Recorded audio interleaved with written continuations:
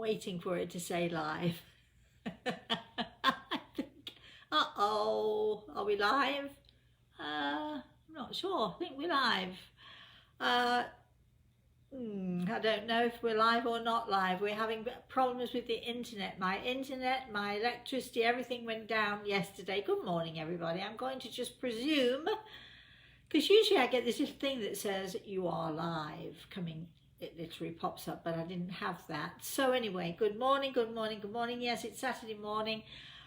Story time. Da-da-da-da. It is another story from Rosemary Althea. Oh yes, we've done a few little teasers this morning, but before we go any further, I would just like to say good morning to Gregel, who is always by my right side, and also I would like to say good morning, Michelle, who is at a distance, but still in a kitchen that's, well, actually, you're on the sofa at the moment, aren't you? She's painting her house. She can't get into the kitchen. She can't sit at the kitchen table because there's paint and stuff all over the place. And you're not going to get high on paint fumes, are you, Michelle, this morning? It's very low fume paint. I should be good. Good, good. So good morning to you. Good morning. And Michelle is going to be fielding all the comments and all the questions this morning, those that we have time for anyway. And what am I going to do this? Oh yes, it's story time.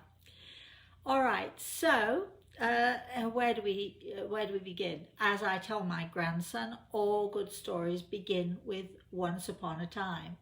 So we're going to go once upon a time. Well, a few years ago, I met some friends who invited me to a dinner, and I went to this person's house. Her name is Becky, and I don't know if she's listening or not, but if she is, she'll be surprised that I'm telling this story. She'll be probably even more surprised that I remembered her name. Her husband was lovely, but unfortunately I can't remember his name at all. But anyway. So Becky worked for a major, if I say Coca-Cola, Pepsi-Cola, Cola-Cola, whatever, one of the major soft drinks companies. It was either Coca-Cola or Pepsi-Cola, I can't remember which, but anyway, whose headquarters were somewhere in, I do believe, Connecticut or New York State, somewhere like that anyway. So as we were sitting having this dinner, I asked Becky what she did, and she told me she worked for this particular soft drinks company, and started to tell me what she did. And she was talking about, she organized all the major events, the you know, all of the big, when all the company used to get together 2 or 3 times a year. They had Christmas parties, they had Easter parties, and so on and so forth. And she was the events coordinator, and they had not long ago had a Christmas party. So she was telling me about this place, and she began to tell me about this. It's a huge property with, I think, hundreds, if not thousands of acres on the property.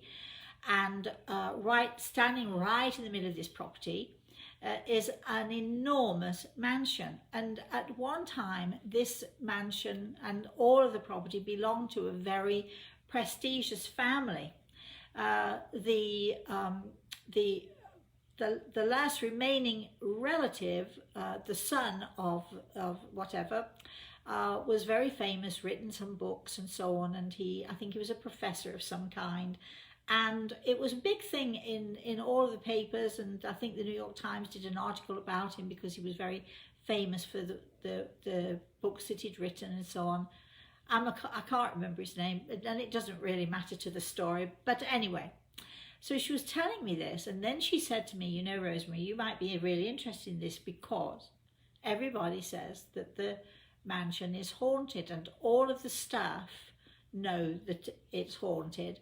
And the whole place, it has dozens of security guards. They go around the place all day, and they check on the house at night. And it is rumoured that even the security guards will not go into the house. They're supposed to open the doors to the house, go inside at night time, check that nobody's in there, they don't have any squatters and so on. And she said, nobody goes in there. She said they just won't go in there because they're absolutely convinced this house is haunted. Well, of course, you can all imagine, can't you? My attention was, oh, yes.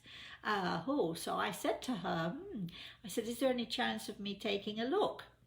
And she said, well, I was actually hoping you'd say that. And so we arranged a time when my friend and I, mutual friend of Becky's, we were going to meet with her on this estate, and she arranged for us to have a pass because you can't just drive in, you know, it's a very fancy place. And so off we went. And so my friend and I, this particular morning, we were driving, or my friend, she was driving around and around and around the estate. We got thoroughly and absolutely lost. I know you think I'm psychic, so I should know where I'm going, but no, we got thoroughly lost. But was getting lost all part of a higher plan? Because I don't believe in accidents. I don't believe that we can be in the wrong place at the wrong time, and I certainly don't believe that there are any coincidences. So we pulled off to the side of this pathway, beautiful gardens all around us. We're going round and round in circles, and as we're sort of sitting there debating where we should trying to call Becky and not being able to get hold of Becky to say we're lost, and no reception and so on. And along came, in one of those little golf cart things, a very big, burly security guard. And he gets out of his cart and he swaggers over to us. He can't do much more than swagger because his muscles are bulging everywhere. I mean, you have to swagger if you've got muscle like that, don't you? And he was wearing his uniform and his gun and his truncheon and his, you know, his nightstick or whatever that is you call it in the States. And, you know, he security guard badge and so on and so forth. And he came up to us and he said, hello, ladies, can I help you? And we told him what the problem was. He said, oh, follow me. And he said, I'll take you there. So, okay, we arrive at the mansion and Becky's late. So we can't go in without her because she's the one with the keys, you know, she's the one who's organised all of this. And so we're standing there and I'm chatting to this absolutely gorgeous, huge, beefy black guy, really handsome guy. And sort of the muscles bulging from his arms, and he's towering over me. And I said, is there any way that we can get in? He said, well, I think we should wait for Becky. Remember, he didn't know who we were. He'd not been informed that we were coming. We could be anybody at all. We could just be, you know, some people who have come along saying, oh, we're meeting somebody, can we go in to see? So anyway, we're chatting away, and I'm standing next to him feeling really tiny. And he says, I say to him, so I understand that the place is supposed to be haunted. And he sort of gives me a sidelong glance and he says, well, you know. So I said, well, have you had any experience of it? So he begins to tell me that none of the night guards will go into the house. And he starts to tell me of different stories and lights going on and off and weird sounds coming from the place and so on and so forth. And so then I say to him, so have you had any experiences at all? And you know how sometimes somebody just opens up and they're not quite sure until afterwards why or how come they opened up to you, but well, he said, well, I only have been in one time. So I said, well, tell me about it. So he said, and this mansion is tall, it's at least 3 or 4, if not more, stories high, this thing. And so he said, you know, when you go in, you'll see there's this big, wide, sweeping staircase which goes up and goes up from floor to floor. And then as you get to the top of the staircase, there are sort of hallways going off. So he said, one time, he said, I admit I was curious. And he said, so I went in and went up the stairs and went down one of the hallways. And he said, it was dark. But he said, I got my flashlight and everything. He said, but it was dark. I was using my flashlight, and he said halfway down the hall, he said it felt really spooky. Halfway down the hall, there's this huge refectory table, thick with dust, but he said written in the dust on this table in big letters in the dust were the words, "Get out." He said, I froze and turned and ran. He said, and I ran to the stairs. He said, I was so desperate to get out of there. He said, I was so panicked. I tripped and fell halfway down the stairs before I managed to gather myself together. He said, and my heart was pounding, and he said, I've never been back inside. So I said to him, well, you know, while we're waiting for Becky, could you and I, just the two of us, my friend is listening, there's no way she's going to go in there without Becky anyway, and she could, you know, I said, could maybe you could let me in? And he sort of looks a little bit doubtful, and I pat his big muscles, and I say, and I'm staring up at him, and I say, don't worry, I'll protect you. He looked at me, he started laughing, and he said, okay. So we went inside, the two of us. So we went in the ground floor, and we're looking around, and then we go up the stairs. And I, at this point, I'm not just looking just like any other tourist. You understand, I'm looking, and I'm listening, and I'm paying attention. And he sees that I'm looking and listening, because he sees now I've gone quiet, and he's watching me. And he's watching me as we're walking around, and now we're on the second floor and so on, and we're going around and around. And as we're walking around, going from room to room, peeking in the different rooms and so on, I notice a man who is walking along with us, an older man, just walking by our side. However, my experience tells me immediately this man, you would call it a ghost, wouldn't you? But to me, he's a man who has died, but nevertheless, and he's walking with us, and I knew that he actually was not part of the haunted mansion. He had come with the security guard.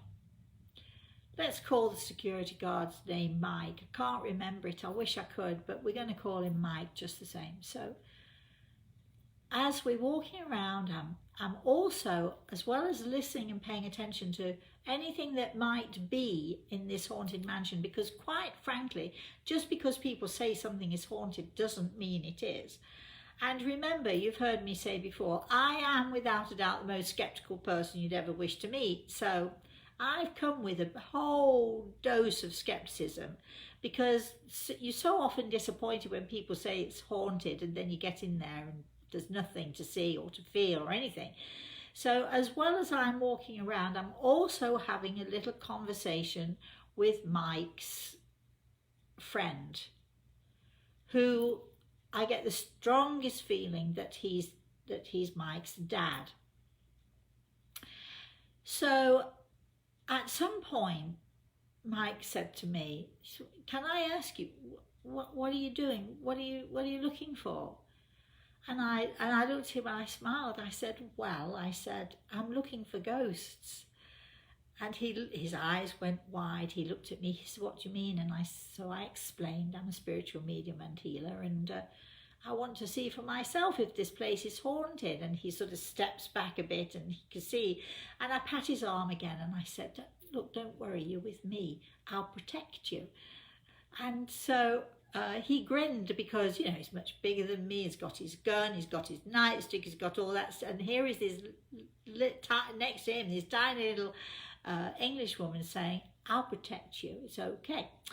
So we keep going around for a little while longer, and then this man, Mike's dad, taps me on the shoulder and says to me, do you think you could tell him I'm here?" So I say to Mike, I said, "Look, aside from the ghosts that are in this place or not, I do have a man who's walking with us who is connected to you." And I begin to describe the man and how he passed and so on and so forth. And Mike sort of looked at me, and you could see he held his breath, and he didn't know whether to be scared and run or whether to stand and be a brave soldier. He didn't know quite what he should be doing, but anyway, he decided to stay, and he was intrigued. And he was, I think, more intrigued because it was so natural and it was so easy and so on. And so as we're going through the rooms, most of them were empty, bare floors, no furniture and so on. And for some reason or another, a couple of minutes after I'd told him about his dad, we opened the door to a room. And on the floor was it was carpeted with a fitted carpet. It was the only room that had a carpet, and it was a blue carpet.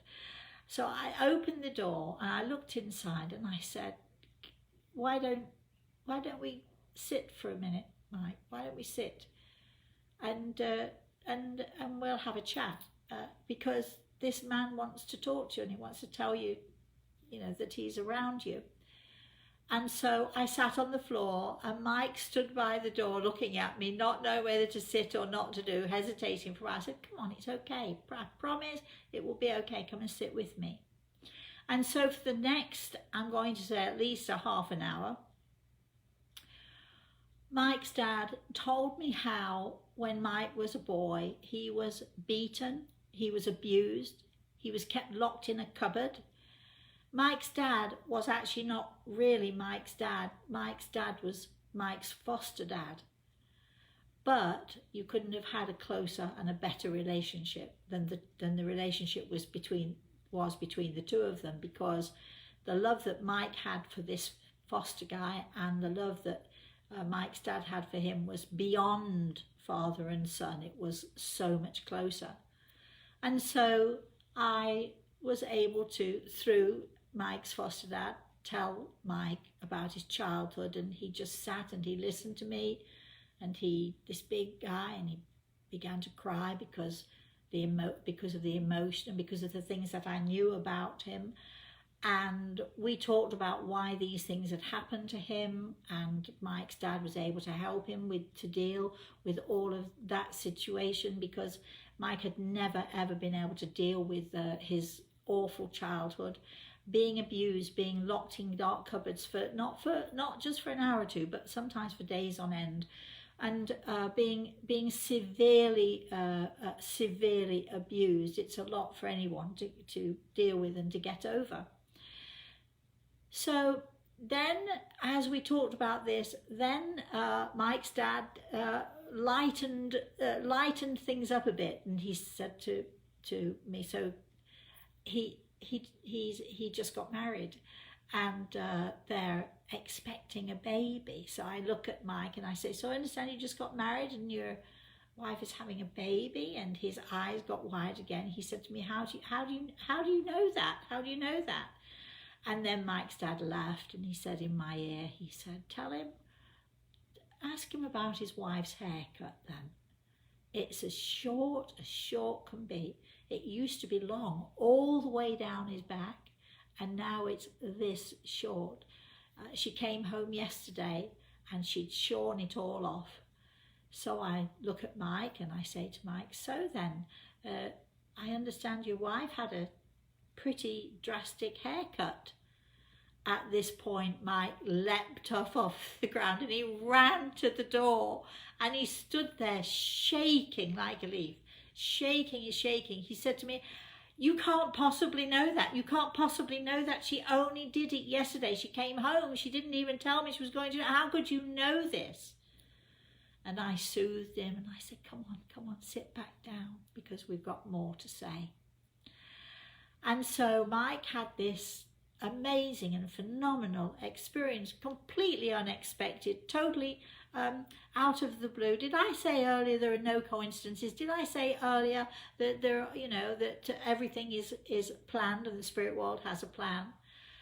So I'm done with Mike. I say to him, come on, let's go and see if Becky arrived. And just at that point, we heard the door open downstairs, and Becky arrived. And Becky was with my friend, and they decided that they would stay downstairs. They didn't want to look around the mansion. I think there were a bit scared, actually.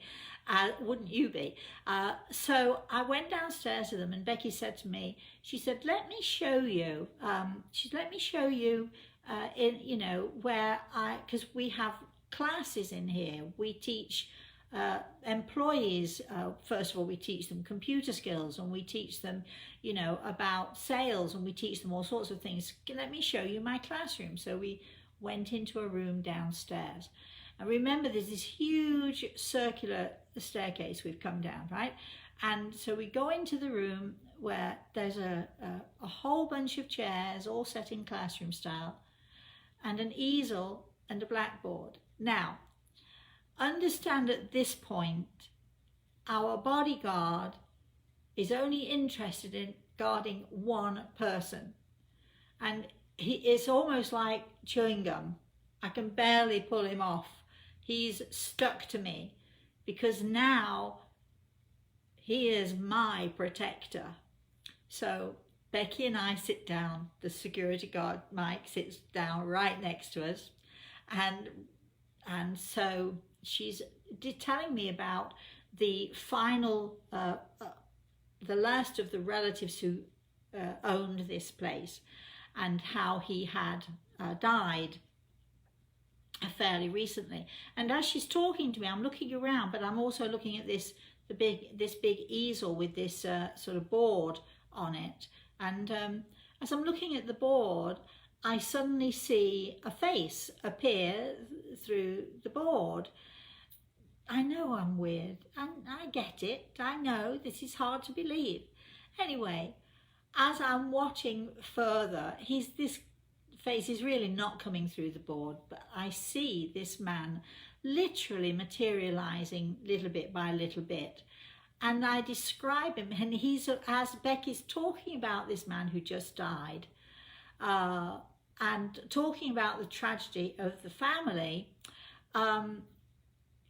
this man appears. He's got a sort of goatee beard, and one thing I describe him, and he said, I'm whatever his name was, let's call him Arthur. I'm Arthur, and she's talking about me, and this is my family home. So I said, okay. So then I describe him to Becky, and Becky's, oh yeah, that's him. That's exactly like the cover on his book, and so on. So anyway, so okay. So now Becky begins to tell me. So I said, well, why do people think that this place is haunted?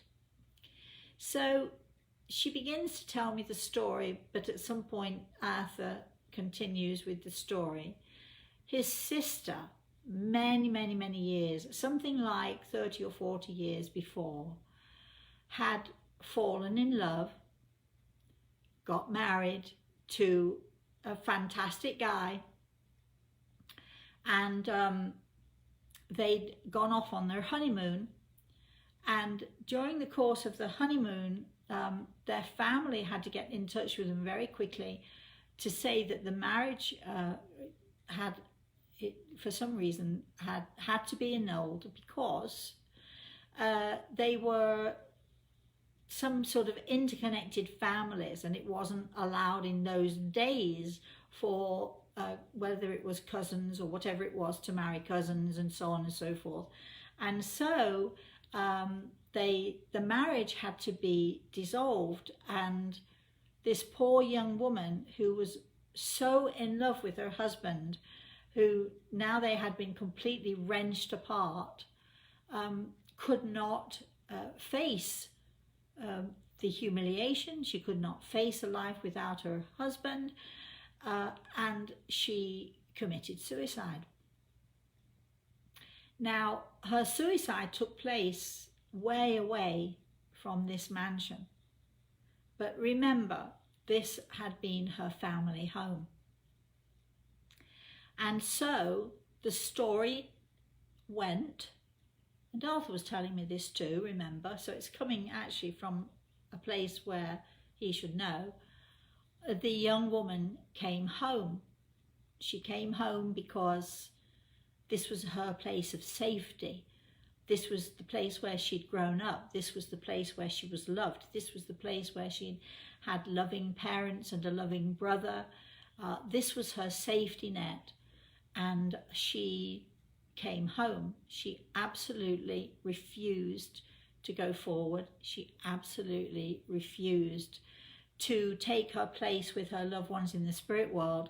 She just basically, like a wounded animal, she, as a wounded animal might do, she went home, crawled into her space and stayed there. And she had been there for well over 30 years. I mean, really, is it possible? Is it possible that that would happen? So we're all listening to this story, and Mike, the security guard, my friend Becky, we're all listening to this story. Becky tells what she knows, Arthur tells what he knows, and at some point, the brother Arthur, he looks at me and he says, Rosemary, do you think that you could help my sister? Because she is a lost soul. I'm here with my parents, I'm here with my family. We have tried and tried and tried to encourage her to come with us, but she's too afraid. She's been here too long and she just won't listen to us. Do you think somehow, I don't know how, but do you think you could help my sister? So I looked to Greg and I said to him, what do you think? Do you think we could help? And he nods and he whispers in my ear, I think that we should have a midnight feast. I said, really? He said, yes. He said, if you come back later on, we can do our part. Her brother can do his part. I know her parents are trying to get through to her as well. He said, maybe if we give her just one last party in this house, maybe she'll listen. So I look at my friends, I look at Becky and I say to Becky, do you think that it would be possible to come back tonight at around midnight or so? I know it's all the hallmarks of a true haunted house story, you know, where the ghosts come out at midnight, the vampires come out, dark, and all the rest of it. But this was not like that at all. I hate to say that. This was a perfectly normal and ordinary party that we were planning. But I said to Becky, do you think that we could come back around midnight, maybe between 11 and 12 or something like that? We could come back here tonight, because I really do feel that Arthur needs our help, and I think this lovely lady also needs our help. So she said, well, I don't see why not. She said, we might have to do it in secret, but I don't see why we shouldn't. So my friend Alan said, well, I'm coming. And Becky said, well, I'm coming. Could my husband come? I said, of course he could. So then Mike, very protective, said, and I'm coming too. He said, I'm not going to leave you here by yourself. He said, you need me. He looked at me, you need me, and I'm coming. And I put my hand on his arm again and I left, and I said, and I would love nothing better than for you to come with us. So we arranged that we're all going to meet later that night. Okay, so we go out into the hallway, and there, as if she'd been listening the whole time, was this beautiful woman wearing a lovely dress, a lovely evening dress, standing halfway up this beautiful staircase. Of course, no one else could see her, but I walked out and we absolutely locked eyes. And I smiled at her and I said, hello. And she glared at me and she was so angry and so vicious. And she said to me, leave me alone. Just leave me alone. Don't come back here. Leave me alone. Well, enough to scare the pants off anybody, right? And enough to chase anybody out of a haunted house, because obviously the house was indeed haunted by this beautiful woman who had gone through such tragedy and who had buried herself in this house for all of these more than 30 years. I just smiled at her and I said, I'm coming back later. And she almost spit at me, and her eyes were vicious and angry, and she glared at me and she said, I'm warning you, do not come back. So off we went. I never said a word to anybody else. Mike was watching me. He knew I'd seen something on the stairs, but he didn't quite know what.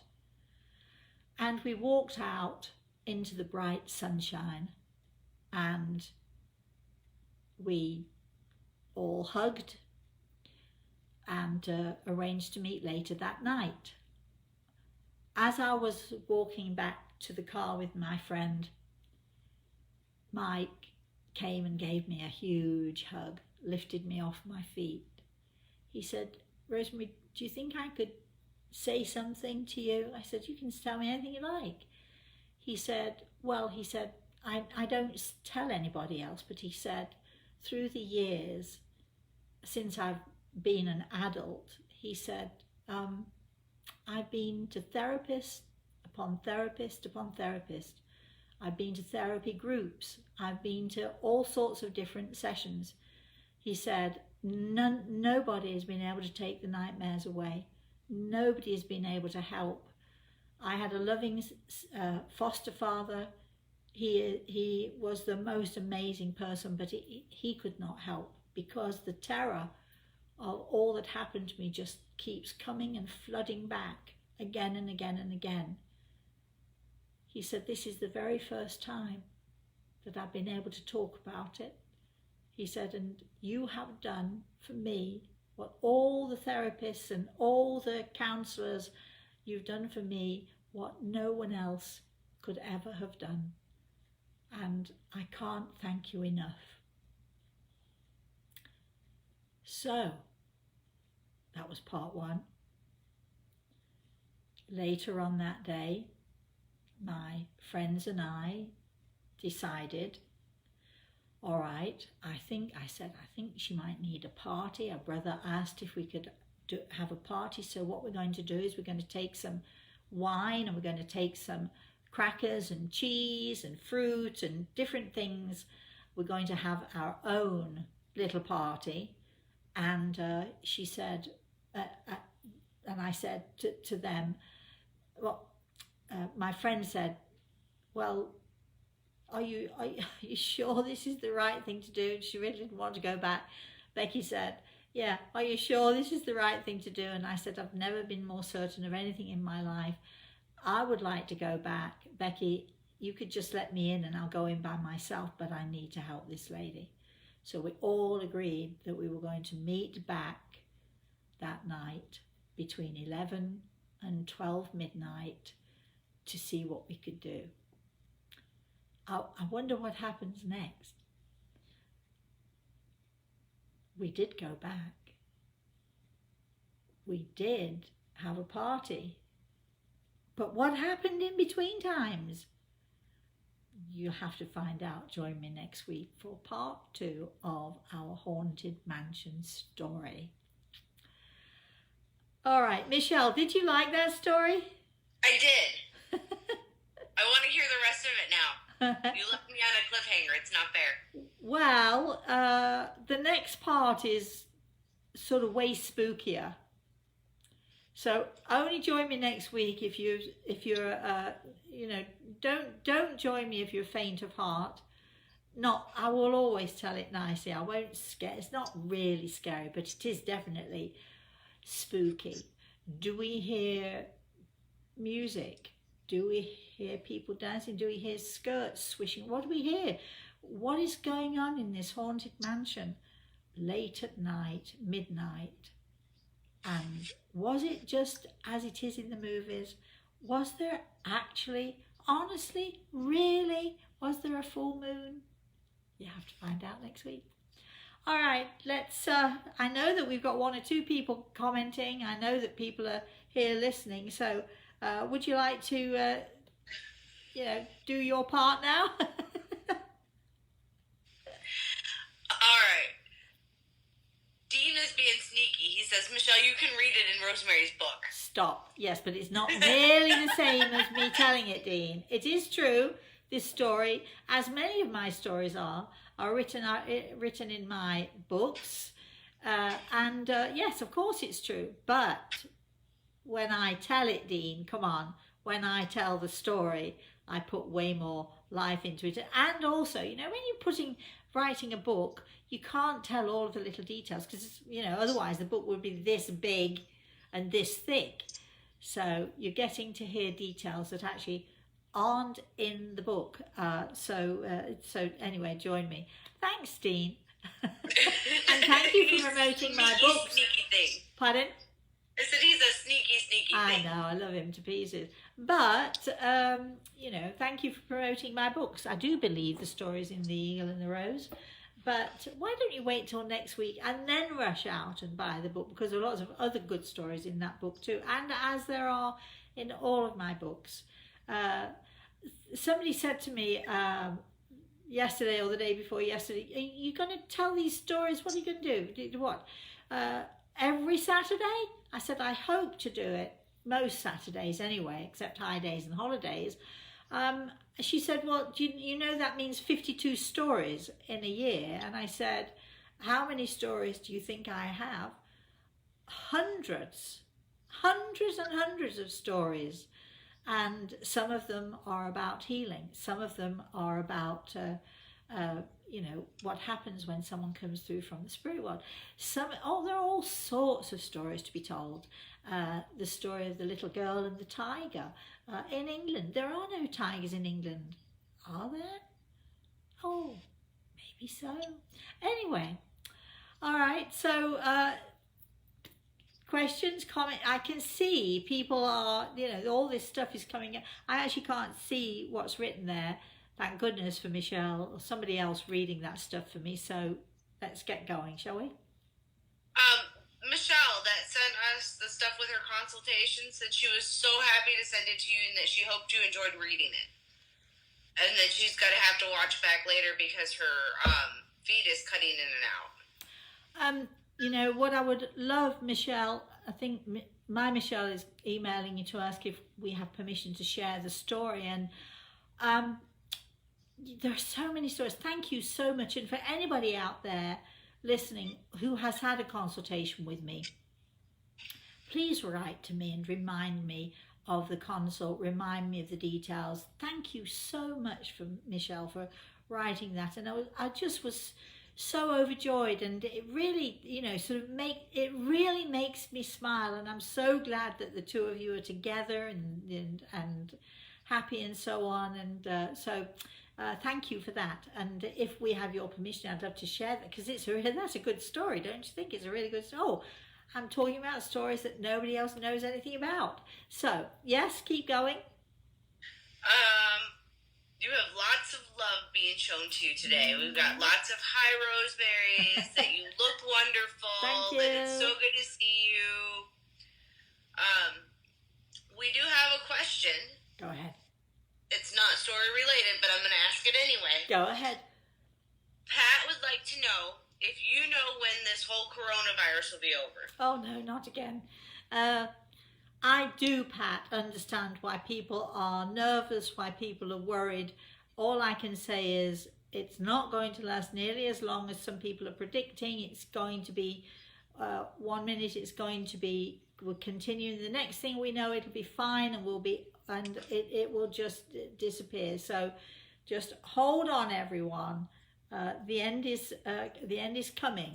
So hold on. Keep going, Michelle. Maggie said, oh, that's horrible. I was waiting for the end of the story. I did tell you in 2 parts. You were warned. But it is, in some ways, with Mike. I wish I knew his real name. If you're watching, my darling, please email me, rosemary@rosemaryoutair.com, because I'd love to connect with you. And I mean, his story is pretty much complete. Don't you think it's fantastic? You're doing one thing. You think you're there for one thing. This guy comes to work. He's a security guard. He does it. It's sort of mundane. He does what he does. He drives around the estates. He checks on things. And so and all of a sudden, this really, really weird woman comes along. He's never met before. Couldn't possibly have met before. There's no way. Tells him his entire life story and brings him together with his foster father, who really was more of a father to him than anyone else. I mean, that's one complete story right there, right? And don't you think I think that just blows my mind. You know, I've been doing this for all of these lots and lots of years now, and 40 years actually, and more than 40 years. Oh gosh, am I really that old? And I've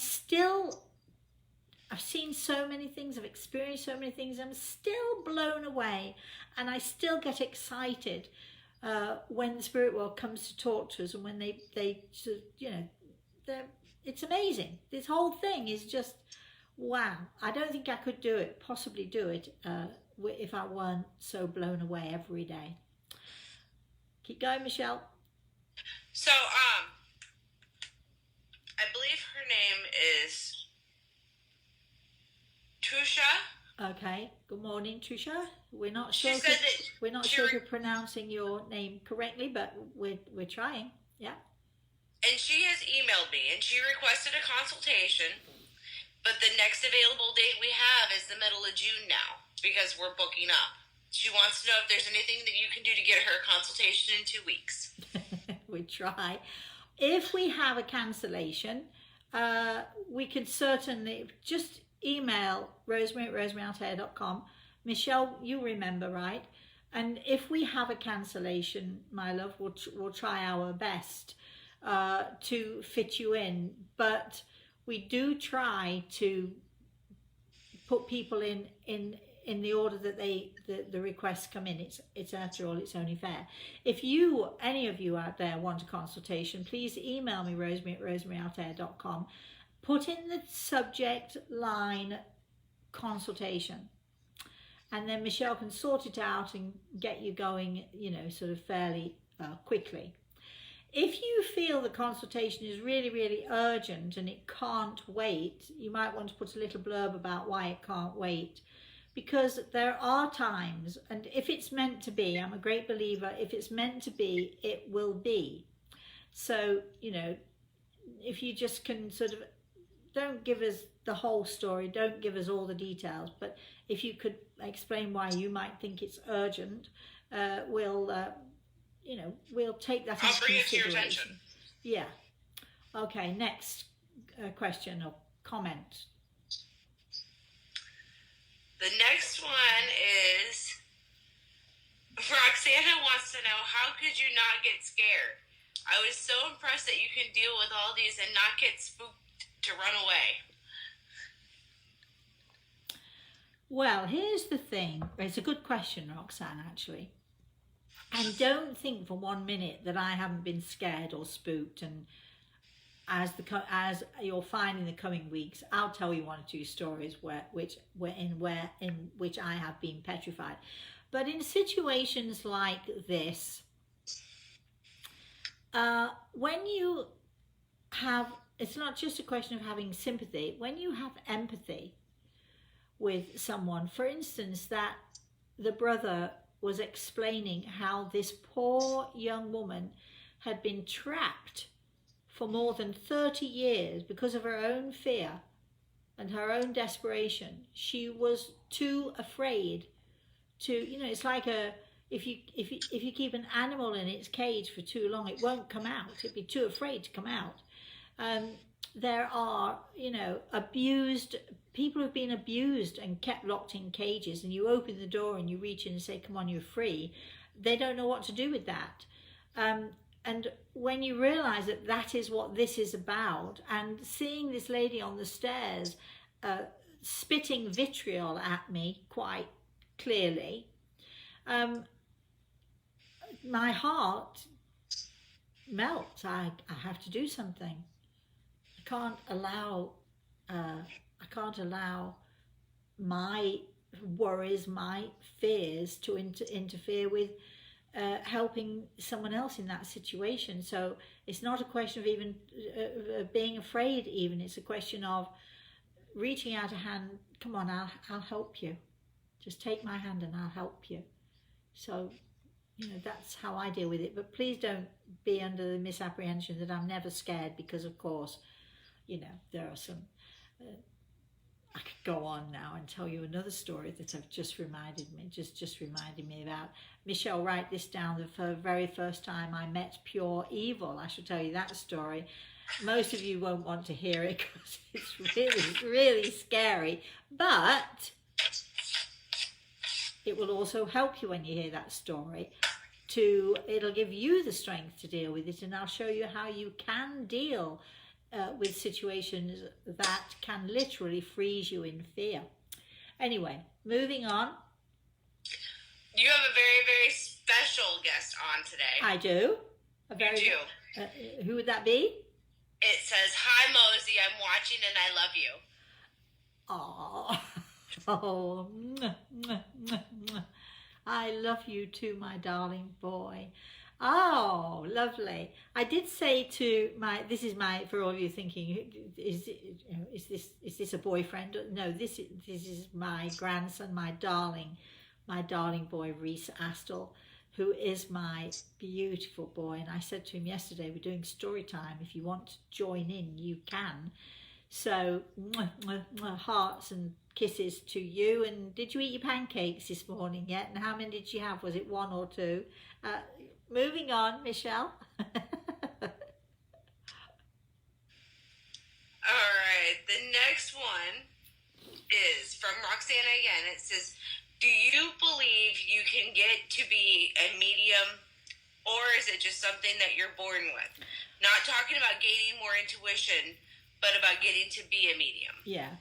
I personally will not teach anyone to become a medium. Having said that, I believe that every healer, or every one of us in fact, not just every healer, should have some insights and some knowledge of what it is like to be able to see beyond the normal vision.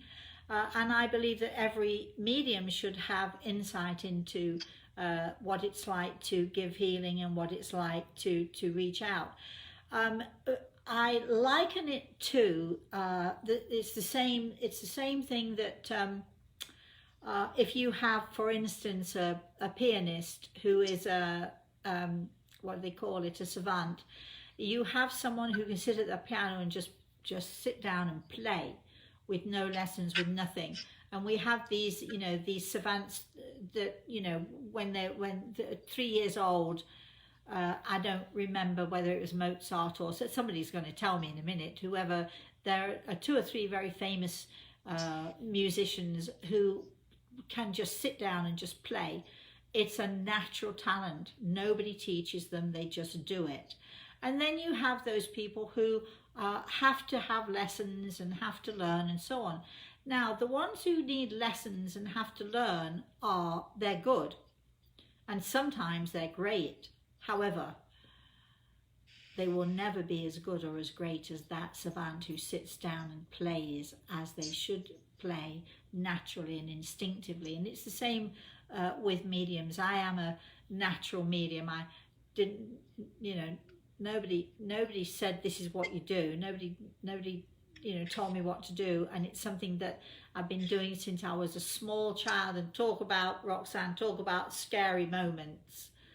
Maybe in story time we'll tell some really, really scary moments of when I was a kid and the things that I used to see and I used to hear as a kid that should have put me off doing any of this. Absolutely, 100%, but obviously did not. Keep going, Michelle. Apparently Reese is very excited. He was jumping up and down because you mentioned him. And he had 2 pancakes. Listen, my darling boy, for all of you out there, who has blonde hair and green eyes and the best smile in the world, we were talking about he is a very knowing person, just like me. When this morning I called them and I was just about to put my finger on the button when FaceTime called me, and it was him, and he said, I think our minds were working together. Right, Reese? And I think they were. All right, so what a handsome boy you are. Blonde curly hair, green eyes, beautiful smile, and sort of his eyes are my colour. God, what can I say? Oh, I'm so excited to have a grandson. Hey, keep going, Michelle, otherwise I'll just forget everybody else and just start talking sloppy talk about my boy. Megan and Jose are on. Good morning, Megan. Good morning, Jose. It says, do mediums have a sense of other mediums? Can you tell if someone is a medium by being near them? Sometimes, not always, but sometimes. It's easier, I think, to spot the fakes. That's because I'm just such a skeptical person. And I think everyone should be skeptical and come at this with some amount of skepticism. So I always say be open-minded, but be skeptical, but be open-minded, and don't just dismiss somebody just because. In fact, one of these days, here's another story for you, Michelle.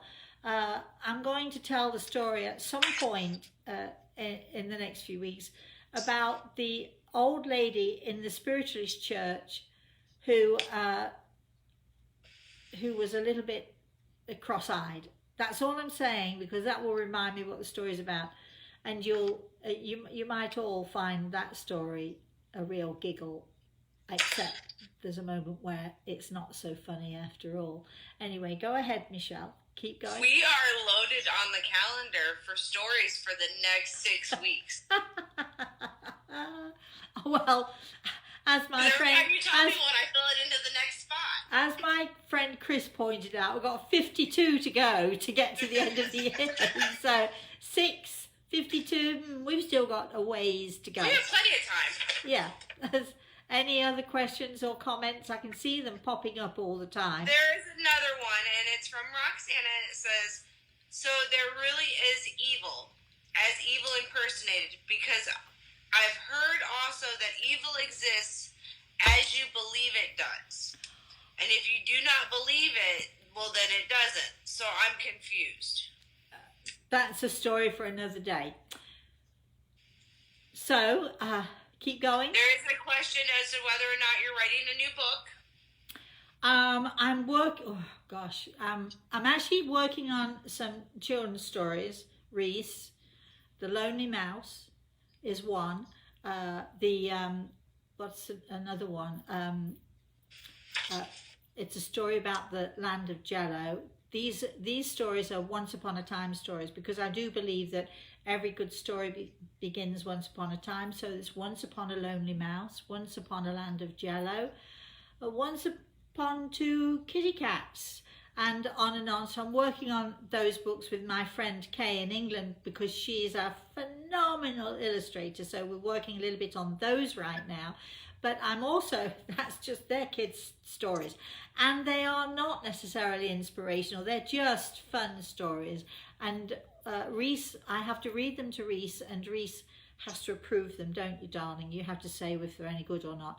I read him the story of the two kitty cats, brothers, two brothers, who went to London because they'd heard about how Puss in Boots went to London. And anyway, I read the story to him, and he's sort of sitting there, and he's sort of looking at me, he's enjoying it. And then I finished, and then he said, Mosey, I think it's too short. I think you need to add to it. So I went ahead and added to it. I think I've added too much, so I have to trim it back a bit. But Reese is the expert in my children's stories, and I write them for him. Once upon a land of Jello, there was a little boy with blonde hair and green eyes, and on it goes. Anyway, so but I am also, when I get myself together, I have the probably the most stunning of all the books I've ever written, which is probably saying something. But the book is called Great Eagle Speaks, and it's questions and answers. And those questions have come from every part of the world. Some people have written in, some people I've sat with. If you had a chance to ask Great Eagle a question, what would it be? Those questions cover, believe it or not, politics. They cover every emotion that we could ever imagine. It's not just about the spirit world, it's about how we deal with life on this earth. It helps us as human beings to put perspective and so on. And it is an amazing book. But this is Grey Eagle, and he gives us answers to some of the questions that nobody has ever dared to ask before, and nobody's ever been able to answer before. So that's coming. It certainly won't be this year, but probably next year. So watch for it. It is called, and the title will not change, it's called Grey Eagle Speaks. But don't forget, we did have we have a new book that came out earlier, which is called A Walk in the Clouds. So if you want to know more about my books, if you want to know more about what I'm up to and so on, please email us, rosemary@rosemaryltair.com, and we'll let you know. Michelle? The next one is from Michaela, yeah. And she asks, when a person passes, hold on, somebody else just commented and sent my comment away. When a person passes, why do they come to you at the foot of your bed? Or is that just your mind playing tricks on you? Oh no, they don't necessarily come just to the foot of your bed, my darling. So if you've had that experience and someone comes to the foot of your bed, they're just trying to let you know, hey, we made it, we're okay, we survived. They're just it's a reassurance. They're trying to give you reassurance. I know it can be a bit scary, it can be a bit spooky, but anyway, so that's another story we should tell of just write down when the ceiling collapsed. It is actually not my story, but I might add it into one of our other stories. So yes, Michelle, keep going. I'm asking you to multitask here. We got a few more minutes to go, so just keep going if we can. Tusha would like to know if your spirit guide warns you if you're in danger. Yes, he does actually. That doesn't mean I always listen, because I am human after all. And, if I really want something, I don't always listen as I should, just like everybody else, it's like we talk to our kids, they don't always listen to us, do they, Reese? So, we have a mind and a will of our own, and Gregor is not about to dictate my life to me. He just is there to steer and to guide me, so, which is lovely. All right, next, keep going. Mary is on. Good morning, Mary. And she says, hello, I met you years ago in Vermont. Oh. An evening with you and then lunch and healing at the farm the following day. Oh, we had a lovely talk and it's good to see you again. Oh, that's so nice, Mary. Write and tell us more. So keep going. Thank you for that. Michaela asks, do children see more than we do? Oh, I think so, without a doubt. Well, more than you all might do.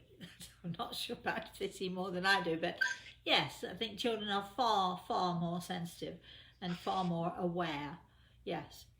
Yep. Keep going. Kitty wants to know if the spirits are always with you or do they come and go? No, they're always around somewhere or another. I said this, I think, in class on Thursday. People say to me all the time, well, I don't get it. What's it like? Didn't it get a bit crowded in your life? What's it like having all these people around you all the time? My answer is I look at you, all of you who don't see. I look at all of you who you don't have that ability, and I look at you all, and I do wonder, what's it like? Because I never had that moment where there was nobody.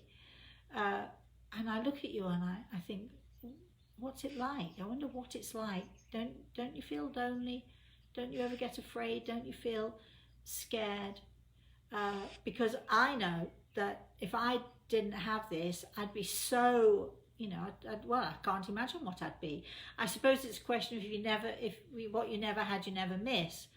But I know that people don't understand what my life must be like. You think it's crowded all around me and so on. But I, too, have no clue what it must be like for you. And this is when, I think, because I am so careful in my work, and I am so careful to make sure that I've got good communications. It's because, I have such empathy for all of you who don't know and who don't see, and you've maybe lost someone very close to you, and how on earth you cope with that, I cannot imagine. So this is, one of the reasons why I do what I do, and I've been doing it for all of these years, and hopefully I should be doing it till the day I pop my clogs. Next, Michelle. What? We have What? Are you upset? Keep going then. She's speechless about something. Go ahead. Roxana wants to know, how do you do when people spoke other languages when they were alive?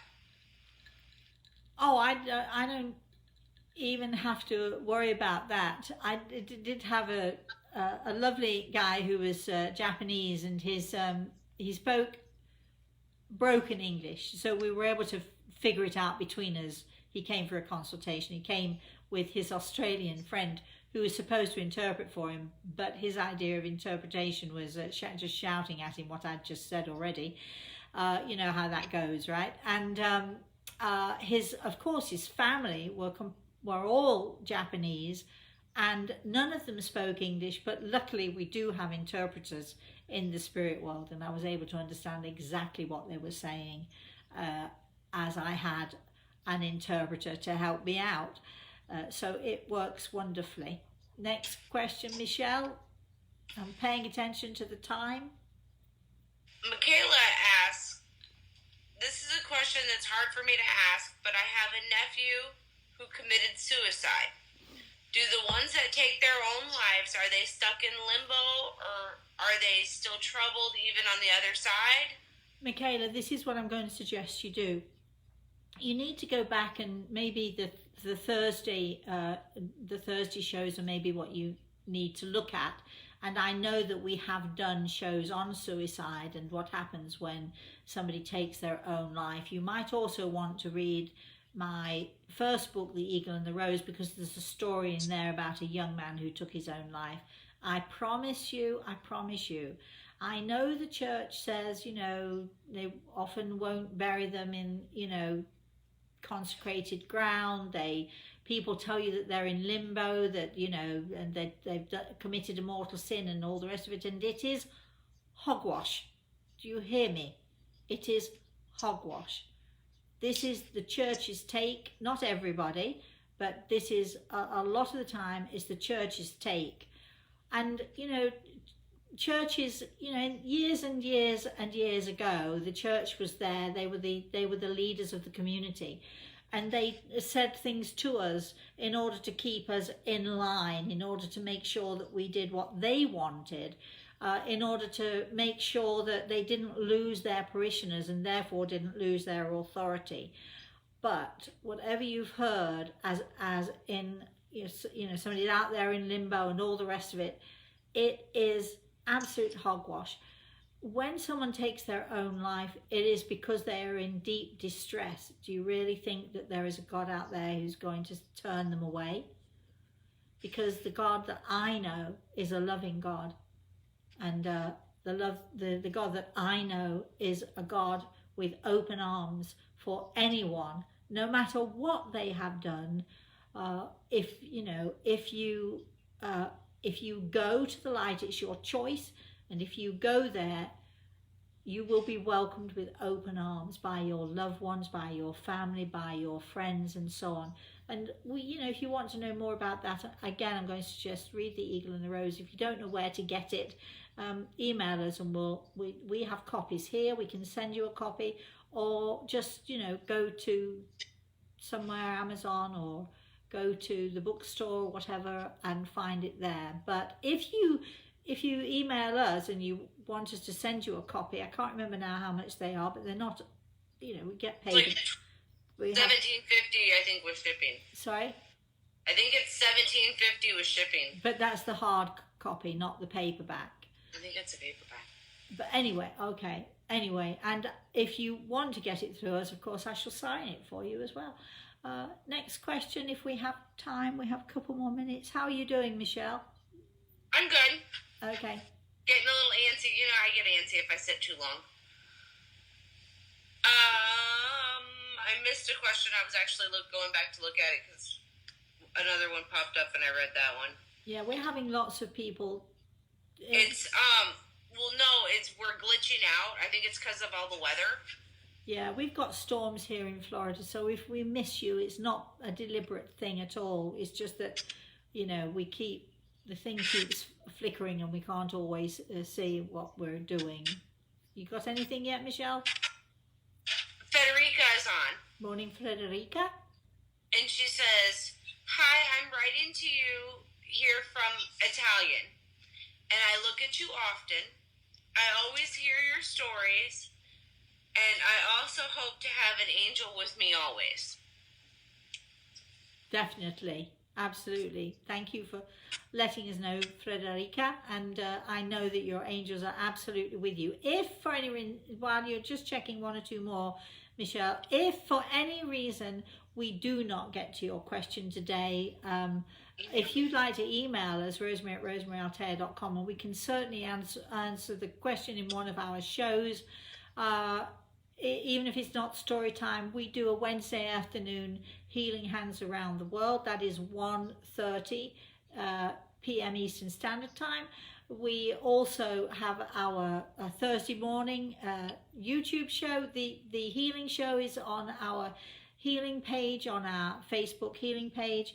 The Thursday morning show you can find on YouTube. Go to my YouTube channel and you'll be able to, if you scroll back, you'll see lots and lots of them. You could even have a binge with Rosemary Day if you so choose. And then of course we have on Thursday afternoon we have our Everything is Attitude, which is at 8 p.m. Eastern Standard Time. And then of course next week we'll be back with our story time. If you want to know more about us, if you want to know what we're up to, if you want to know when we are going to be doing our webinars and our, what are they called? I can never remember. Conferences, online conferences and so on. If you want to know, if you want healing, or if you want to be on our mailing list, please don't think you send an email to us and you'll automatically be on the mailing list, because that's not how it works. You have to request to be put on there.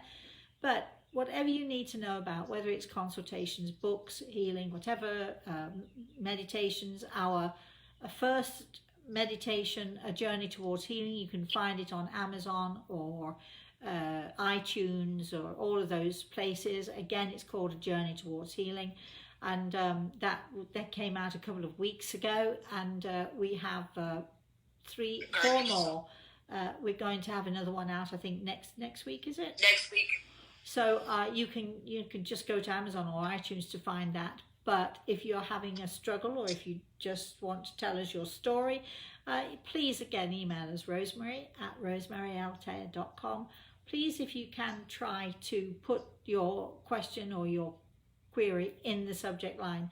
We are also having a competition. Yes, we are. And the entries, we're taking entries now. The competition is, here we go, it's in 2 parts, rather like this story. The first part is, what is the best advice that anyone has ever given to you? And a little bit of a blurb, short blurb about why you think that was the best advice, and did you take it, What happened if you didn't? What happened if you did? We don't want great litanies because we're not into reading, masses and masses. The second part of the question is, what do you think is the best advice that you ever gave to someone else? Who was it? Why did they take the advice or not?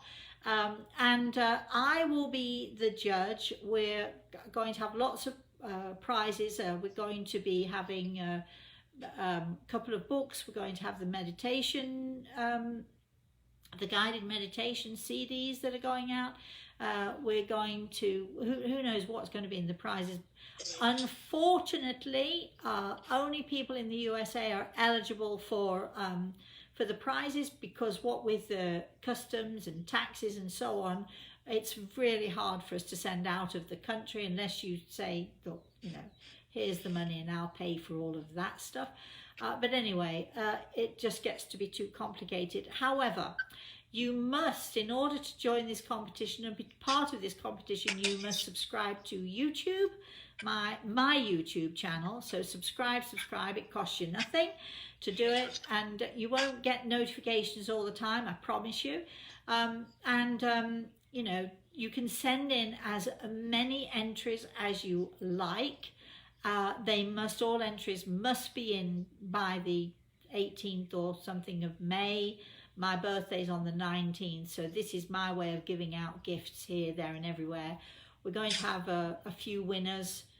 It might be 5 winners, it might be 6, it might be 10, you never know. Depends how I'm feeling on the day, but we'll have lots of winners. So please, it's a lot of fun, and I love to read these things from all of you. And as they come in, I shall be reading some of them. I'll be reading some out to you. Are you trying to say something to me, Michelle? Yes, share. And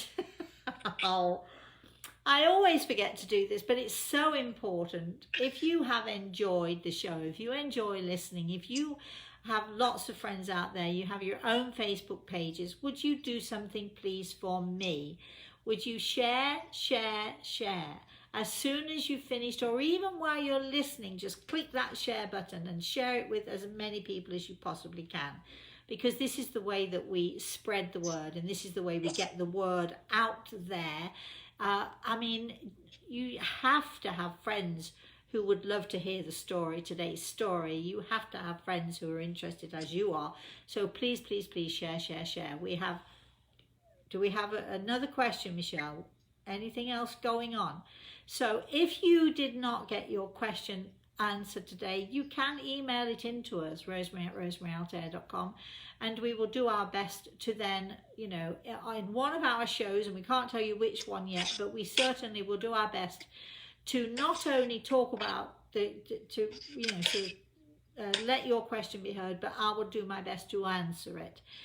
So that's it until I see you all again. I do hope you enjoyed my story time. Part 2 is coming up, the spooky part, spooky part. Ooh, I'm so excited.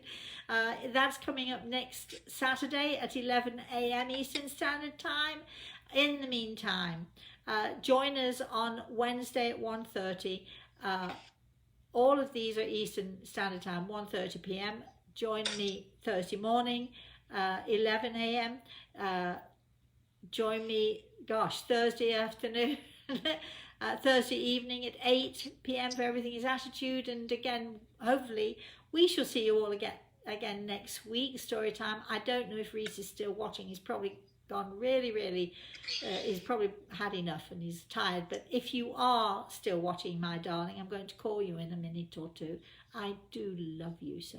And for all of you out there who have children and grandchildren, remember, if you don't show it, they don't know it. If you don't say it, how can they possibly really know that you love them? So please, not only should you tell your children, your grandchildren, your friends, your family, on a daily basis, we do it lots and lots, all day, every day. Share at least once a day, I love you, I love you. And just please show your love and affection wherever you can. The world revolves because of kindness and compassion. So this weekend, can you show as much of that as you possibly can? Please, please, please, all of you, thank you for joining me, and have a very, very blessed rest of the day and a very blessed and a very wonderful weekend. Thank you for joining me. Bye-bye.